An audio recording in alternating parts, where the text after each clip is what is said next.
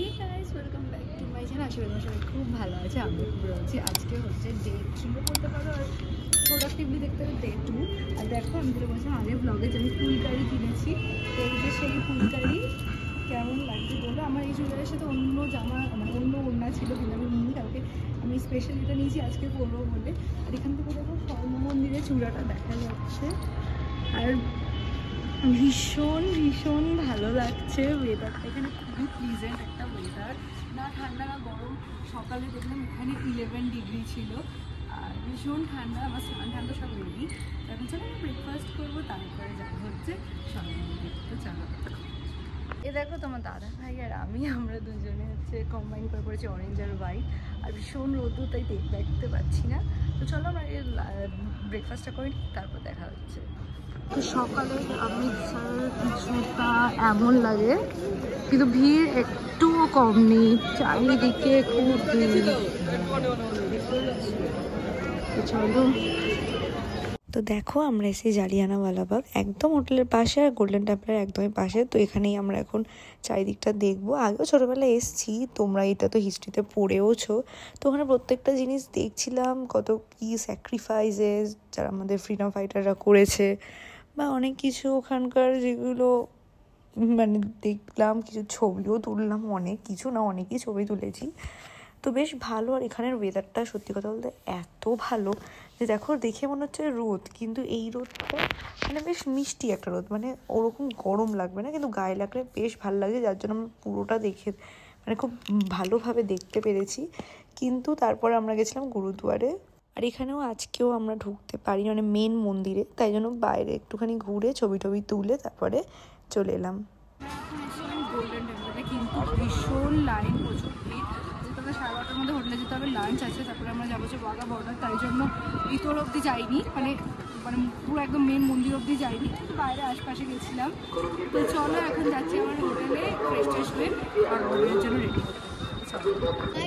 এখানে এসে আমি ফার্স্ট টাইম এরকম ডাবল টেকার বাস দেখলাম, ভীষণ সুন্দর আর ভীষণ রোদ। আমরা এখান থেকে একটা ব্যাগ নিলাম, যেটা আমাদের কাটরায় কাজে লাগবে। যাচ্ছি আমরা হোটেলের দিকে। এই যে আমরা পুরো এখানে যে মার্কেটটা ছিল ওটাও ঘুরলাম, গোল্ডেন টেম্পলও গেছি, কিন্তু ভিতরে ঢুকতে পারিনি। ভিতরে গিয়ে ঢুকবো, মানে বিকেলে এসে ঢুকবো। আর চলো, এখানে বেশ ভালো লাগছে, বেশ অন্যরকম একটা পরিবেশ। আর এই যে, তো চলো এখন যাই, ফ্রেশ ট্রেশ হয়ে ওয়াঘা বর্ডারের জন্য রেডি হতে হবে। চলো।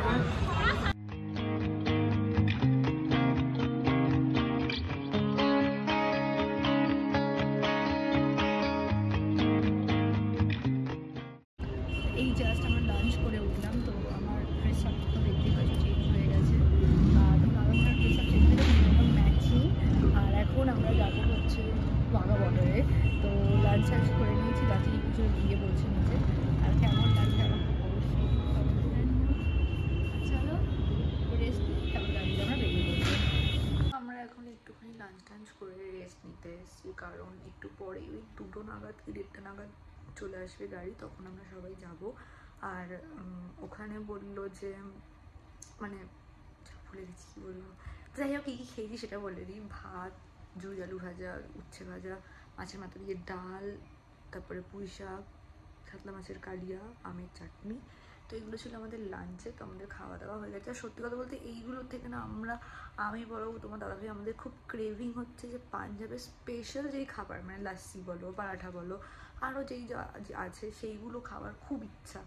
তো দেখা যাক কতটা কি হয়। আজ সন্ধ্যেবেলা তো আবার এসে একটু বেরাবো, কারণ যেহেতু বললাম গোল্ডেন টেম্পলে আমরা ঢুকতে পারি, মানে মেন এটাতে ঢুকতে পারিনি, তো তখন গিয়ে আমরা একটুখানি কিছু ট্রাই করবো। আর এইবার যেহেতু কালকে ফুলকারি আমি কিনেই নিয়েছি, তো শপিংয়ের আজকে কিছু নেই, তো আজকে একটু আমরা খাবার এক্সপ্লোর করবো। তো চলো এখন একটুখানি রেস্ট নিই, তারপরে আমরা যাবো হচ্ছে ওয়াঘা বর্ডারের উদ্দেশ্যে।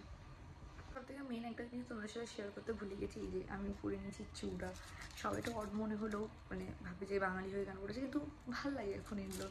এর সব বিয়ালা মেয়েরাই তো পরে এখন, তাই জন্য আমিও পড়েছি। হানিমুন তো আর বারবার আসবে না বলো, তাই জন্য এগুলো পড়লে খুব ভালো লাগে। হ্যাঁ বুঝবো, মানে ফটোজেনিকও একটু ভালো হয়। তো সেই জন্য তো চলো এবার আমরা বেরোবো। তো দেখো আমরা চলে এসেছি ওয়াঘা বর্ডারে। আর আসার পথে একটু ভিডিও করতে পারিনি, কারণ আমি বাসের মধ্যে ঘুমিয়ে পড়েছিলাম।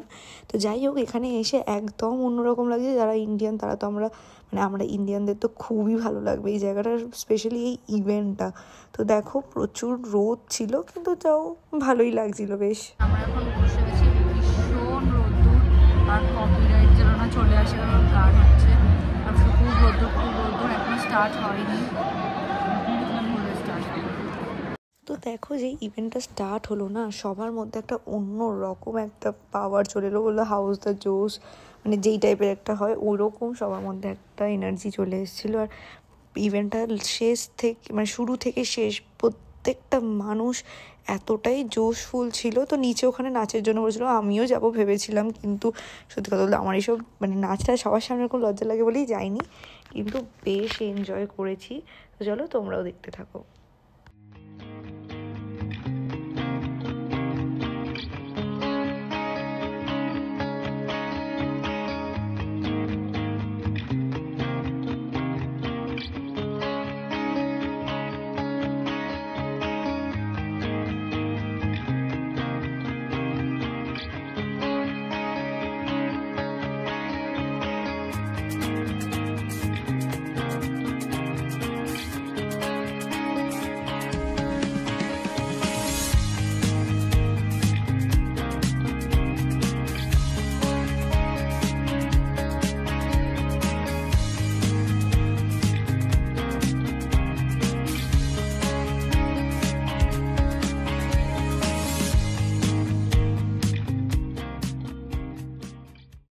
তো এতক্ষণ আমরা যেটা দেখছিলাম সেগুলো ছিল আমাদেরকে ওয়ার্ম আপ করার জন্য, কিন্তু এবারে আসল শুরু হচ্ছে ইভেন্টটার। বিশ্বাস করো এতটাই মানে তোমাদের গুজবাম এনে দেবে না, পুরো শেষ থেকে শুরু থেকে শেষ অবধি।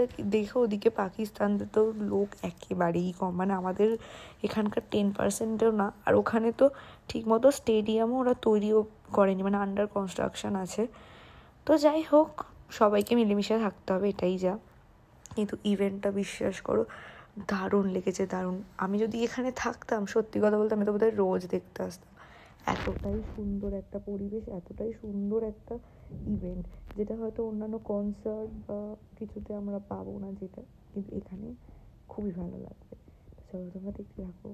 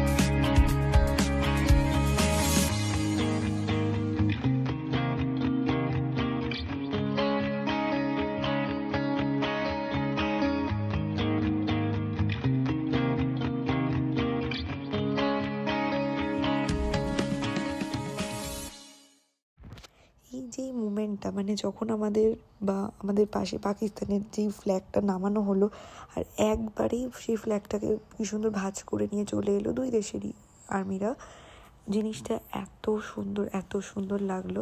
তো যাই হোক, ওখান থেকে বেরিয়ে আমরা তারপরে চলে এসেছিলাম হচ্ছে হোটেলে, যেটা ভিডিও করতে পারিনি। মানে এসে ফ্রেশ হয়ে আবার গোল্ডেন টেম্পল গেছিলাম, ওখানে আমরা হালুয়া ট্রাই করেছিলাম, যেটা খুবই টেস্টি, খুবই।